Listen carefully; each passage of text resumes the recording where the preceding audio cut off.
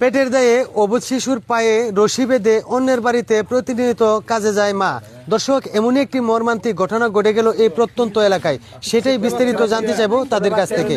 তো আপু, আপনি আপনার এই যে অবুঝ শিশুর পায়ে রশি বেঁধে অন্যের বাড়িতে কাজে যান, এতে করে আপনার বাচ্চা কান্নাকাটি বা কোনো ধরনের সমস্যা ঘটায় না? ভাই কি বলবো, কষ্টের কথা বলেন। আমারও তো কষ্ট লাগে না। আমি আমার এই ছোট্ট বাবুটারে পায়ের মধ্যে রশি বাইন্দা এই ভাঙ্গা ঘরের ভিতরে রেখে যাই। আর না গিয়ে আমি কি করবো কন?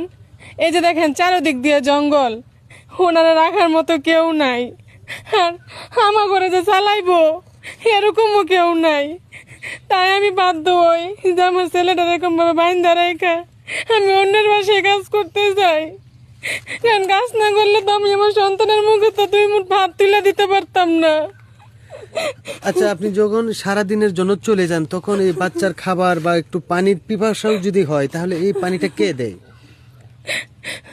অনেক সময় অন্যের বাসা থেকে আইনা রেখা যায়, কিন্তু এখন 2 দিন যাবৎ শিয়ালে আসা ওই কলসিটাও ভেঙে ফেলাইছে। এখন রাখার মতো আমার আর কোনো বাসনও নাই, আমি কি করবাম বলেন? তো দর্শক, আসলে পেটের দায়ে মূলত এই শিশুটাকে প্রতিদিনে এভাবে বেঁধে রেখে কিন্তু অন্যের বাড়িতে কাজে চলে যান। আর এমনই একটি ঘটনা তার মধ্যে ঘটে গেল, তার একটি পানির পাত্র ছিল, সেটাও কিন্তু শিয়ালে নিয়ে গেল, কারণ এই ভাঙ্গা ঘর থাকার কারণে। তো এখন আমরা চলে যাব একজন প্রতিবেশীর কাছে। তো আসলে আপু, আপনারা তো সংসার পরিবার পরিজন নিয়েই বসবাস করেন, তাই না? এখন উনি যে এই বাচ্চাটাকে এভাবে বেঁধে রেখে অন্যের বাড়িতে কাজে চলে যায়, এটা কি আসলে ভালো কাজ নাকি? ভালো কাজ না, আবার তো না করলেও হ্যাঁ দেখবো কারা নাই, একটা স্বামী না, একটা শ্বশুর শাশুড়ি, ওনার নাই একটা বাবা মা, ওনার সংসার চালার মতো তো এমন কেউ নেই। আর এই বাচ্চাটাতে রাখবো, বাসা বাড়িতে কাজ কাম করতে গেলে বাচ্চা তো অ্যালাউ করবো না।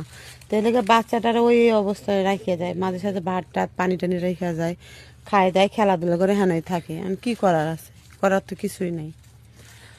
তো দর্শক, আসলে এই ধরনের প্রশ্নের উত্তর কারো কাছে থাকে না, তারপর আমি প্রতিনিয়ত একজনের পর আরেকজনকে জিজ্ঞেস করে যাচ্ছি। এখন আমরা চলে যাব আরেকজন প্রতিবেশী কাকার কাছে। তো কাকা, এই যে আপনারা এই একসাথে এই সমাজে বসবাস করতেছেন, ওনারা কি একটু হেল্প করা যায় না? যে হেল্পের কারণে হয়তো বা অন্যের বাড়িতে এভাবে বাচ্চাটা মানে বেঁধে রেখে না রেখে কাজে যাইতে হয়, যে কারণে আর কি, এরকম কোনো পজিশনে নেওয়া যায় না যাতে করে উনি বাড়িতে বসে কিছু করতে পারে?